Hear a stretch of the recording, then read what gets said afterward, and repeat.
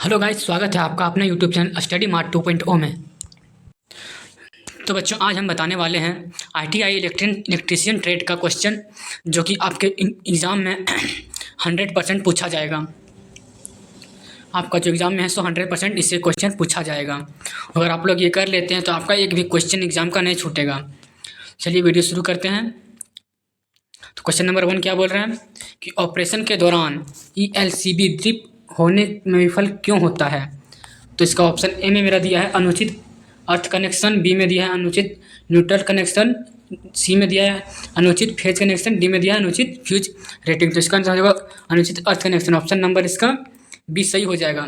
Option number इसका B क्या हो जाएगा, सही हो जाएगा। अगला क्वेश्चन क्या बोल रहा है कि फ्यूज के सहायक उपकरण किस प्रकार के सहायक उपकरण के अंतर्गत आते हैं। इसका ऑप्शन ए में मेरा दिया है नियंत्रित करने वाले सहायक उपकरण, बी में दिया है पकड़ने वाले सहायक उपकरण, सी में दिया है सुरक्षा सहायक उपकरण और डी में दिया है आउटलेट सहायक उपकरण। इसका जो सही आंसर हो जाएगा ऑप्शन नंबर सी हो जाएगा, सुरक्षा सहायक उपकरण। तो अगला क्वेश्चन की ओर चलते हैं। तो अगला क्वेश्चन क्या बोल रहा है कि एमसीसीबी का विस्तार क्या है। तो एमसीसीबी का विस्तार कैसे पूछ रहा है। इसका ऑप्शन ए में मेरा दिया है moulded case circuit breaker, B में miniature case circuit breaker, C में दिया है मिनी केस सर्किट ब्रेकर और डी में दिया है माइका केस सर्किट ब्रेकर। तो इसका जो आंसर हो जाएगा मोल्डेड केस सर्किट ब्रेकर हो जाएगा, मतलब ऑप्शन नंबर इसका क्या होगा, सही हो जाएगा। तो अगला क्वेश्चन क्या बोल रहा है कि वायरिंग का क्या प्रकार है। चलिए इसका फिगर की ओर चलते हैं पहले। तो देखिए, ये जो आप लोगों को फिगर दिख रहा है सब इसका बोल रहा है कि ये किस प्रकार का वायरिंग है, सो पूछ रहा है इसका क्वेश्चन। तो इसका ऑप्शन मेरा क्या दिया है, सो देखते हैं पहले अब। तो इसका ऑप्शन ए में मेरा क्या दिया है सीटीएस वायरिंग, बी में दिया है मेरा क्लीट वायरिंग, सी में दिया है मेरा पीवीसी कंड्यूट वायरिंग और लास्ट में डी में दिया है पीवीसी केसिंग और केपिंग वायरिंग। इसका आंसर जो हो जाएगा क्या हो जाएगा, मेरा ऑप्शन नंबर बी हो जाएगा, क्लीट वायरिंग। अगला क्वेश्चन क्या बोल रहे हैं कि AWG का विस्तार क्या है। AWG का विस्तार क्या है सो पूछ रहा है। इसका जो ऑप्शन ए में दिया है अमेरिकन वायर गेज, बी में दिया है अमेरिकन वायर ग्रेड और सी में बोल रहा है अमेरिकन वायर ग्रुप और डी में बोल रहा है अमेरिकन वायर कार्ड। इसका सही आंसर जगह मेरा क्या हो जाएगा, ऑप्शन नंबर ए हो जाएगा, अमेरिकन वायर गेज। तो अगला क्वेश्चन क्या बोल रहे हैं कि एल सीरीज प्रकार के एमसीबी का प्रयोग किस विद्युत उपकरण में किया जाता है। इसका जो ऑप्शन ए में मेरा दिया है क्या दिया है कि गीज़र में, बी में दिया है लोकोमोटिव में, सी में दिया है हेलोजन लैंप में और डी में दिया है एयर कंडीशनर में। तो इसका आंसर हो जाएगा मेरा ऑप्शन नंबर ए, गीजर में। अगला क्वेश्चन क्या बोल रहे हैं कि BIAS नियमों के अनुसार कार्डबोर्ड बक्से में कितने लिंक क्लिप पैक किए जाते हैं। इसका जो ऑप्शन मेरा ए में दिया है क्या दिया है 50 क्लिप दिया है, बी में दिया है 75 क्लिप, डी में दिया है 100 क्लिप और सी में दिया है 100 क्लिप और डी में दिया है मेरा 150 क्लिप। इसका जो ऑप्शन नंबर क्या हो जाएगा, मेरा ऑप्शन नंबर इसका सी हो जाएगा 100 क्लिप। अगला क्वेश्चन क्या बोल रहे हैं कि इस आरेख का नाम बताइए। इसमें भी एक फिगर है, जो फिगर आपको हम दिखाने वाला हूँ अभी। देख चलते, चलिए फिगर की ओर चलते हैं। तो देखिए ये फिगर है उसका। इस फिगर में क्या बोल रहा है कि इसका ये कौन सा डायग्राम है, सो उसको पूछ रहा है। तो कौन किसका फिगर है सो पूछ रहा है। चलिए चलते इसका ऑप्शन की ओर अब। तो इसका ऑप्शन में मेरा क्या दिया है लेआउट प्लान, बी में दिया है वायरिंग डायग्राम, सी में दिया है स्थापना योजना और डी में दिया है एकेमैटिक डायग्राम। इसका सही आंसर मेरा क्या हो जाएगा, ऑप्शन नंबर सी हो जाएगा, स्थापना योजना। अगला क्वेश्चन क्या बोल रहे हैं कि पोर्टेबल उपकरण को संचालित करने के लिए किस प्रकार के सामान का उपयोग किया जाता है। इसका जो ऑप्शन ए में मेरा दिया है सुरक्षा सामान, बी में दिया है मेरे पास होल्डिंग सामान, सी में दिया है आउटलेट सामान होल्डिंग सामान और डी में दिया है नियंत्रित सामान। तो इसका बी में क्या बोल रहे हैं होल्डिंग सामान। तो इसका जो ऑप्शन हो जाएगा मेरा सी हो जाएगा, आउटलेट सामान। तो अगला क्वेश्चन क्या बोल रहे हैं कि अवशिष्ट वर्तमान सर्किट ब्रेकर द्वारा क्या सुरक्षा प्रदान की जाती है। जो अवशिष्ट वर्तमान सर्किट ब्रेकर है उसका वो मतलब क्या सुरक्षा प्रदान करता है एक तरह से, इसको पूछ रहा है। तो जो ऑप्शन ए में मेरा दिया है झटके से सुरक्षा, बी में दिया है अधिभार से सुरक्षा, सी में दिया है शॉर्ट सर्किट से सुरक्षा और डी में दिया है रिसाव धारा से सुरक्षा। तो इसका जो ऑप्शन हो जाएगा मेरा क्या हो जाएगा, ऑप्शन नंबर ए हो जाएगा, झटके से सुरक्षा। तो अगला क्वेश्चन क्या बोल रहे हैं कि हेलोजन लैंप के लिए कौन से प्रकार के एमसीबी उपयुक्त हैं। जो हेलोजन लैंप है उसके लिए कौन सा एमसीबी का प्रयोग किया जाता है, सो यहाँ पूछ रहा है। तो जो ऑप्शन ए में मेरा दिया है एल सीरीज एमसीबी, बी में दिया है जी सीरीज एमसीबी और सी में दिया है डीसी सीरीज एमसीबी और लास्ट में दिया है डी में एल और जी सीरीज एमसीबी। तो इसका आंसर हो जाएगा मेरा क्या हो जाएगा, ऑप्शन नंबर बी, जी सीरीज एमसीबी। अगला क्वेश्चन क्या बोल रहे हैं कि कार्यशाला प्रकाश व्यवस्था के लिए किस प्रकार की वायरिंग पसंद की जाती है। मतलब जो कार्यशाला जो होता है उसके लिए कौन सा वाइंडिंग मतलब सही होता है सो पूछ रहा है।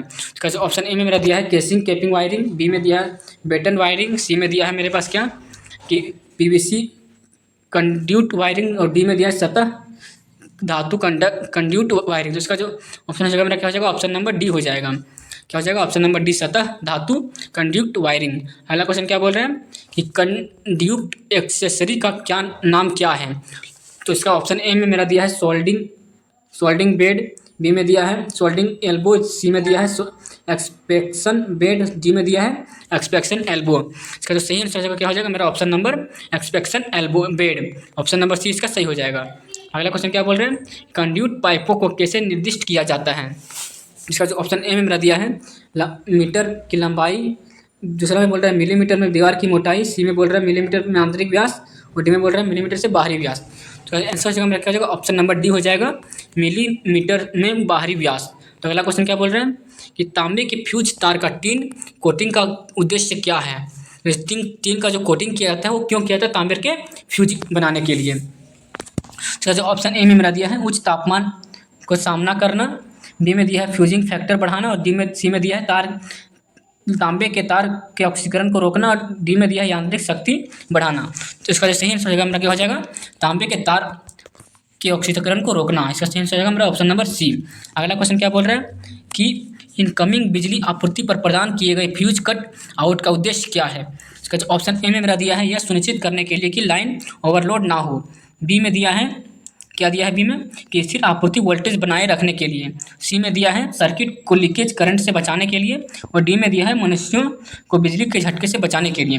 तो सही आंसर हो जाएगा क्या हो जाएगा मेरा ऑप्शन नंबर हो जाएगा मेरा ए। क्या हो जाएगा यह सुनिश्चित करने के लिए कि लाइन ओवरलोड ना हो। अब चलते हैं अगले क्वेश्चन की ओर।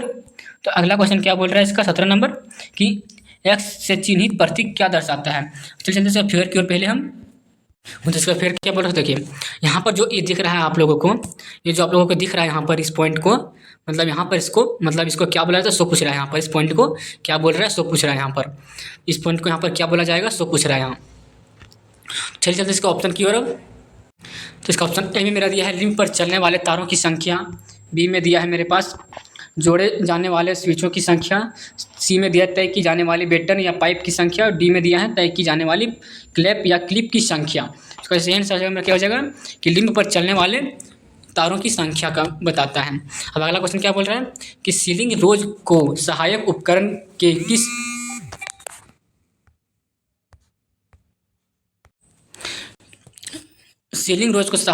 किस वर्गीकरण में वर्गीकृत किया जाता है। जैसे ऑप्शन ए में मेरा क्या दिया है आउटलेट सहायक उपकरण, बी में दिया है मेरे पास सुरक्षा सहायक उपकरण, सी में दिया है होल्डिंग सहायक उपकरण और डी में दिया है सामान्य सहायक उपकरण। तो इसका जो सही आंसर मेरा क्या हो जाएगा आउटलेट सहायक उपकरण, मतलब ऑप्शन नंबर इसका ये क्या हो जाएगा मेरा सही हो जाएगा। अगला क्वेश्चन क्या बोल रहा है कि यह प्रतीक क्या दर्शाता है, मतलब इसका चलते हैं हम पहले फिगर की ओर, उसके बाद देखेंगे कि इसमें क्या दर्शाता है। मतलब जो ये सिंबल दिख रहा है यहाँ पर ये क्या दर्शाता है सो पूछ रहा है। इस सिंबल में हमको क्या पता चलता है सो पूछ रहा है, मतलब क्या इंडिकेट करता है इस सिंबल सो पूछ रहा है। चलिए इसको ऑप्शन की ओर पहले हम। तो इसका ऑप्शन ए में मेरा क्या बोल रहा है टेबल फैन, बी में बोल रहा है इसका सीलिंग फैन, सी में बोल रहा है ब्रैकेट फैन, डी में बोल रहा है एग्जॉस्ट फैन। तो इसका सही आंसर जगह मेरा क्या हो जाएगा ऑप्शन नंबर बी हो जाएगा सीलिंग फैन। तो अगला क्वेश्चन क्या बोल रहा है कि एल श्रृंखला एमसीबी के साथ कौन सा विद्युत उपकरण प्रदान किया जाता है। इसका जो ऑप्शन ए में मेरा दिया है सामान्य प्रकाश व्यवस्था और बी में दिया है मोटर, सी में दिया है एयर कंडीशनर और डी में दिया है हेलोजन लैम्प। इसका जो सही आंसर जगह मेरा क्या हो जाएगा सामान्य प्रकाश व्यवस्था, मतलब ऑप्शन नंबर इसका ये क्या हो जाएगा मेरा सही हो जाएगा। अगला क्वेश्चन क्या बोल रहे हैं कि सर्किट में किस प्रकार के स्विच का उपयोग किया जाता है, मतलब सर्किट होता है उसमें किस प्रकार के स्विच का उपयोग किया जाता है सो पूछ रहा है। इसका जो मेरा ऑप्शन ए में दिया है 1 वे स्विच, बी में दिया है 2 वे स्विच, सी में दिया है इंटरमीडिएट स्विच और डी में दिया है मल्टी पोजिशन स्विच। इसका जो सही आंसर जगह मेरा क्या हो जाएगा ऑप्शन नंबर हो जाएगा बी 2 वे स्विच। अगला क्वेश्चन क्या बोल रहे हैं कि 300 वाट से अधिक के लैंप के लिए किस प्रकार के लैंप होल्डर का उपयोग किया जाता है, मतलब 300 वाट के लिए किस होल्डर का उपयोग किया जाता है सो पूछ रहा है यहाँ पर। इसका ऑप्शन ए में मेरा दिया है एडिशन स्क्रू होल्डर, बी में दिया है मेरे पास गोलियत स्क्रू होल्डर, सी में दिया है एंगल होल्डर और डी में दिया है ब्रैकेट होल्डर। तो इसका जो आंसर हो जाएगा मेरा ऑप्शन नंबर बी हो जाएगा गोलियत स्क्रू होल्डर। अगला क्वेश्चन क्या बोल रहे हैं कि 4 इंसुलेटेड कंडक्टर समूह का नाम क्या है। मतलब इसका चलते हैं पहले हम। इसका ऑप्शन क्या बोल रहा है पहला कि पेयर में, बी बोल रहा है कोर में, सी बोल रहा है क्वाड में, डी बोल रहा है लेयर में। इसका जो आंसर हो जाएगा मेरा क्या होगा, ऑप्शन नंबर सी हो जाएगा क्वाड। अगला क्वेश्चन क्या बोल रहा है कि एक्सेसरी सिंबल का नाम क्या है। मतलब इसका पहले हम देखते हैं पहले इसका फिगर। तो इसका सिंबल ये है, इस सिंबल का बोल रहा है कि इसका नाम क्या है, सो पूछ रहा है। सिंबल जो दिख रहा है आप लोगों को, ये आप लोगों को सिंबल दिख रहा है, पूछ रहा है किसका सिंबल है, सो पूछ रहा है। चलिए जल्दी इसका ऑप्शन की ओर पहले हम। ऑप्शन ए में मेरा क्या बोल रहा है कि बेल पुश स्विच, बी में बोल रहा है 2 वे स्विच, और सी में बोल रहा है 1 वे स्विच के 2 पोल, और डी में बोल रहा है multi position switch single pole. तो इसका आंसर जगह में क्या हो जाएगा, ऑप्शन नंबर डी हो जाएगा, multi position switch single pole. अब अगला क्वेश्चन क्या बोल रहा है कि उचित कार्य और बुनियादी सुरक्षा के लिए कौन सा इंसुलेशन आवश्यक है। मतलब उचित कार्य और बुनियादी सुरक्षा के लिए हमको क्या क्या जरूरत रहता है, इंसुलेशन का जरूरत रहता है, सो पूछ रहा है यहाँ पर। किस टाइप का इंसुलेशन का आवश्यकता होती है। इसका जो ऑप्शन ए में दिया है डबल इंसुलेशन, बी में दिया है फंक्शनल इंसुलेशन, और सी में दिया है रीइंफोर्स्ड इंसुलेशन, और डी में दिया है सप्लीमेंट्री इंसुलेशन। तो इसका जो ऑप्शन हो जाएगा मेरा ऑप्शन नंबर बी हो जाएगा, सही हो जाएगा। अगला क्वेश्चन क्या बोल रहा है 26 नंबर में, किस प्रकार के रिले एसी और डीसी दोनों पर संचालित हो सकती है। तो किस प्रकार के रिले एसी और डीसी दोनों में संचालित हो सकती है, इससे पूछ रहा है। इसका जो ऑप्शन ए में मेरा दिया है फेरेड रिले, बी में दिया है थर्मल रिले, और डी सी में दिया है इम्पल्स रिले, और डी में दिया है ड्राई रीड रिले। इसका जो ऑप्शन हो जाएगा मेरा ऑप्शन नंबर सी हो जाएगा, इम्पल्स रिले। अगला क्वेश्चन क्या बोल रहे हैं कि यदि 32 एम्पियर रेटेड केबल को रिवायरेबल फ्यूज द्वारा संरक्षित किया जाता है तो उसकी वर्तमान वहन क्षमता क्या है। मतलब जो 32 एम्पियर का रेटेड केबल को रिवायरेबल फ्यूज द्वारा संरक्षित किया था उसका जो तो वर्तमान का क्या सो पूछ रहा है। फिर जो ऑप्शन ए में मेरा दिया है क्या दिया है 13 एम्पियर, बी में दिया है 16 एम्पियर, सी में दिया है 26 एम्पियर, और डी में दिया है 39 एम्पियर। तो इसका आंसर जो मेरा क्या हो जाएगा, ऑप्शन नंबर सी हो जाएगा 26 एम्पियर। तो अगला क्वेश्चन क्या बोल रहा है कि ELCB कौन सी सुरक्षा प्रदान करती है। मतलब ELCB जो होता है सो क्या सुरक्षा प्रदान करता है, सो पूछ रहा है। इसका जो ऑप्शन ए में मेरा दिया है क्या दिया है शॉर्ट सर्किट से, बी में बोल रहा है ग्राउंड फॉल्ट से, और सी में बोल रहा है ओपन सर्किट से, और डी में बोल रहा है ओवरलोड से। इसका आंसर जो है क्या हो जाएगा, ऑप्शन नंबर बी हो जाएगा, ग्राउंड लोड से। अगला क्वेश्चन क्या बोल रहा है कि ELCB का उद्देश्य क्या है। मतलब ELCB जो होता है उसका उद्देश्य क्या होता है। तो जो ऑप्शन ए में मेरा दिया है सर्किट को में खराबी का पता लगाना, बी में बोल रहा है अवशिष्ट धारा को निगरानी करता है, सी में बोल रहा है उपकरण को ओवरलोड से बचाता है, और डी में बोल रहा है शॉर्ट सर्किट दोष से बचाता है। तो इसका जो आंसर मेरा क्या हो जाएगा कि अवशिष्ट धारा की निगरानी करता है, सो बोल रहा है। इसका आंसर हो जाएगा मेरा ऑप्शन नंबर बी। अगला क्वेश्चन क्या बोल रहे हैं कि वायरिंग सर्किट का अनुप्रयोग क्या है। मतलब जो वायरिंग सर्किट होता है उसका अनुप्रयोग क्या है। तो इसका ऑप्शन ए में मेरा दिया है केवल 2 लैंपों मंद संचालक, बी में बोल रहा है एक स्विच द्वारा नियंत्रित 2 लैंप, सी में बोल रहा है 2 स्विच द्वारा नियंत्रित 2 लैंप, डी में बोल रहा है 1 लैंप तेज और 2 लैंप मंद संचालक। इसका जो ऑप्शन हो जाएगा मेरा हो जाएगा ऑप्शन नंबर 4 हो जाएगा, 1 लैंप तेज और 2 लैंप मंद संचालक। अगला क्वेश्चन क्या बोल रहे हैं कि विद्युत उपकरणों में प्रयुक्त एक्सेसरी का नाम क्या है। चलिए जल्दी इसका फिगर की ओर फिर से हम अब इसका फिगर क्या बोल रहा है कि देखियो ये जो दिख रहा है आप लोगों को फिगर, इसी के बारे में बोल रहा है कि इसका क्या नाम है। इसी का बोल रहा है कि इसका नाम क्या है, सो पूछ रहा है आप लोगों को। चलिए इसका ऑप्शन की ओर अब हम पहले। तो इसका ऑप्शन ए में क्या बोल रहा है कि 2 पिन प्लग, बी में बोल रहा है 3 पिन प्लग, सी में बोल रहा है डायरेक्टेड एंट्री के साथ आयरन कनेक्टर, और डी में बोल रहा है साइड एंट्री के साथ फ्लैट कनेक्टर। तो इसका जो आंसर हो जाएगा ऑप्शन नंबर सी हो जाएगा, डायरेक्ट एंट्री के साथ आयरन कनेक्टर। तो अगला क्वेश्चन क्या बोल रहा है कि BIS के अनुसार प्रत्येक पावर सब सर्किट पर आधारित अधिकतम लोड कितना होता है। मतलब जो सब सर्किट मतलब जो BIS है उसमें जो होता है अधिकतम लोड कितना होता है, सो पूछ रहा है। तो इसका जो ऑप्शन ए में मेरा दिया है 2000 वाट, बी में दिया है मेरे पास 3000 वाट, सी में दिया है 5000 वाट, और डी में दिया है 6000 वाट। इसका जो ऑप्शन है मेरा क्या हो जाएगा, ऑप्शन नंबर बी हो जाएगा 3000 वाट। अगला क्वेश्चन क्या बोल रहा है कि आयरन क्लेड डबल पोल मतलब ICDP मुख्य स्विच का उपयोग कहाँ किया जाता है। जो मुख्य स्विच होता है इसका उपयोग कहाँ किया जाता है, सो पूछ रहा है। इस स्विच को कहाँ उपयोग किया जाता है, सो पूछ रहा है यहाँ पर। तो इसका ऑप्शन ए में मेरा दिया है बड़े औद्योगिक प्रतिष्ठान में, बी में बोल रहा है मुख्य का शाखा सर्किट को नियंत्रित करें, डी सी में बोल रहा है एकल चरण घरेलू प्रतिष्ठान में, और डी में बोल रहा है 3 चरण पावर सर्किट प्रतिष्ठान में। इसका जो आंसर जाएगा मेरा ऑप्शन नंबर सी हो जाएगा, एकल चरण घरेलू प्रतिष्ठान में। अगला क्वेश्चन क्या बोल रहे हैं कि BIS के अनुसार कठोर ईट्स पर धागे की लंबाई कितनी होगी। इसमें जो धागा की लंबाई है तो कितना, तो सब पूछ रहा है कंडक्टर्स में। तो इसका ऑप्शन ए में मेरा दिया है 9 mm से 20 mm तक, बी में दिया है 11 mm से 27 mm तक, सी में दिया है 13 mm से 25 mm तक, और डी में दिया है 15 mm से 30 mm तक। तो इसका सही आंसर हो जाएगा मेरा क्या हो जाएगा, ऑप्शन नंबर बी हो जाएगा 11 mm से 27 mm के बीच में। तो अगला क्वेश्चन क्या बोल रहे हैं कि BIS प्रतीक का नाम क्या है, मतलब BIS का जो प्रतीक होता है उसका नाम क्या है, सो पूछ रहा है। तो इसका ऑप्शन ए में मेरा दिया है लैंप, बी में दिया है टू वे स्विच, सी में दिया है इंटरमीडिएट स्विच, और डी में दिया है मल्टी पोजिशन स्विच। तो इसका आंसर हो जाएगा मेरा क्या, इंटरमीडिएट स्विच हो जाएगा इसका नाम। तो अगला क्वेश्चन क्या बोल रहा है कि सुरक्षित कोल्ड बेंडिंग के लिए अधिकतम PVC कंडक्टर का आकार क्या होता है, आकार क्या है, सब पूछ रहा है।